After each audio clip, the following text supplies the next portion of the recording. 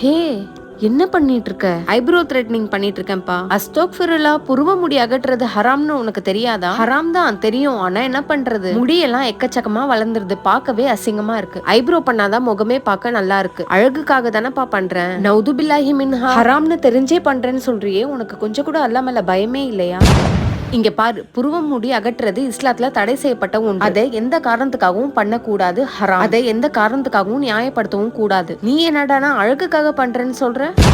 இறைவன் படைத்த படைப்புல மாற்றம் செய்யற மாதிரியான எந்த ஒரு காரியங்கள் செய்யறதும் இஸ்லாத்துல தடை செய்யப்பட்டிருக்கு. யார் புருவ முடியை அகற்றாங்களோ அவங்க மீது அல்லாஹ்வுடைய சாபம் உண்டாகட்டும் அப்படின்னு நபிகள் நாயகம் ஸல்லல்லாஹு அலைஹி வஸல்லம் அவங்க சபிச்சிருக்காங்க. புருவ முடி அகற்றப்படும் போதெல்லாம் அல்லாஹ்வுடைய சாபம் உண்டாகிட்டே இருக்கும். இறை தூதர் ஸல்லல்லாஹு அலைஹி வஸல்லம் அவர்கள் தடுத்த செயல்களை யாராவது செஞ்சாங்க அப்படின்னா அவங்க சொர்க்கம் நுழைய முடியாது.